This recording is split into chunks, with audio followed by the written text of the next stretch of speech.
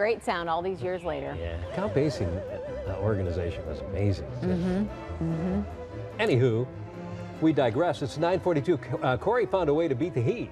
Boy, did he ever. If you don't mind, you can do it if you don't mind spending time with a lot of produce. Yes. In a frozen mouth. Yeah. Morning, you guys. Oh my gosh, I wish you were with me because it is perfect over here. We're at the Basha's distribution center. It's in some parts of this building 10 degrees below zero. Yeah, that's right, 10 below. This food has to be kept as cold as possible as it's going to be shipped out all over the West. And it's an impressive operation for sure. Rob Johnson is with us, and boy, thanks so much. I love this. Hey, fresh powder right here. This is so impressive. I don't think you could ski too far. No, you probably wouldn't get very far there, although I like to throw that pallet down on its slippery side and see what we could get done. See if we can get some sledding going. Now, yeah, you're standing here in our 10 below freezer room. You were just out on our dock where it's 35 degrees, a comfy, toasty 35. Yeah. All our frozen trucks back up to that and get loaded there. 10 below here, 20 below, a little further down.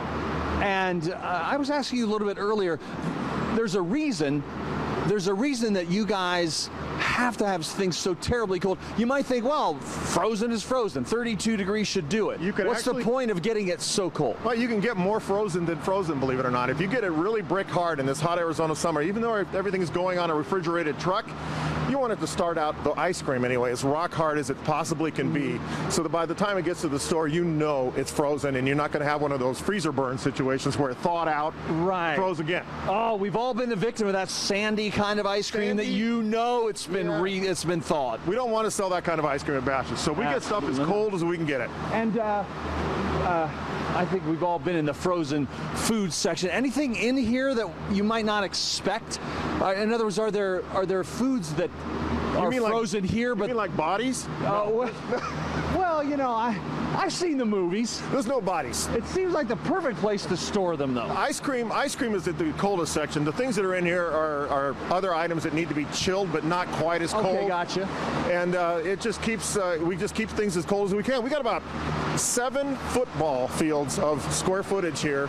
It's golly, it's about pushing 1 million square feet. Oh my God! About 600 people working here every day. 110 loads coming and going. And this job right here, believe it or not, is the primo job. There's a dry side of the warehouse where it's warm. In the summer, this is where you want to be. I believe it. These guys fight for this job. Should my face be hurting? Can you feel it anymore? Not anymore. Me neither.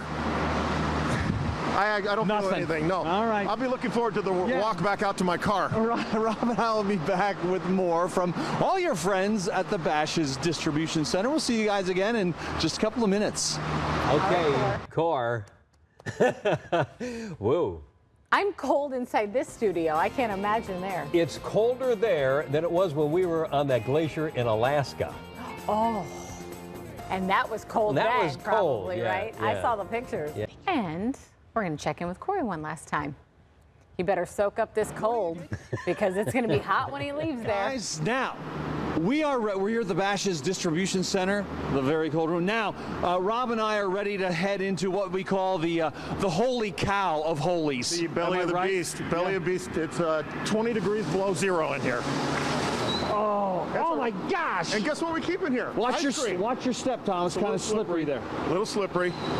Yeah. Yeah, this is where we get this ice cream as hard as we can possibly get it, so it, you know, survives trips from Chandler, where we are, to the extreme regions of Arizona. We have stores in every county in the state. Ask you, how far flung are you guys? Oh my gosh, you're talking Kayenta and Chinle up on the Navajo Nation, Sierra Vista, Yuma down in the south, river stores along the Colorado, and you know, several different Parker and Kingman.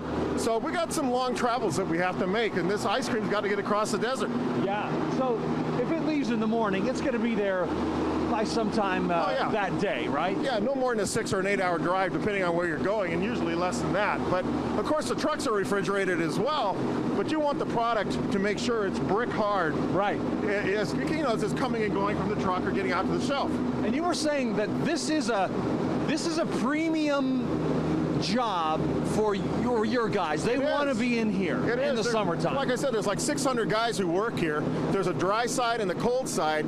this time of year, this is the primo job that you want to have. So be on your best behavior, and maybe you'll get in here where we're freezing our butts off. Yeah. How long can they stay in here?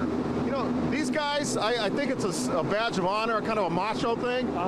Some of them get in here and they'll stay in here all day long doing what you see these guys doing behind us. You know, using their forklifts, pallet jacks, they get the stuff up onto the 35-degree dock, and it goes out into the trailers and on off to our stores. Gotcha. Well, thanks so much for the tour. I love coming every summer. We love to have you. Bob Johnson, he's the guy who makes things hum around here.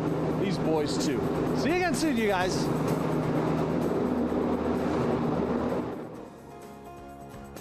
I feel cold. I have goosebumps. Yes. Looking at that. Yeah, but you always do it here. Yeah.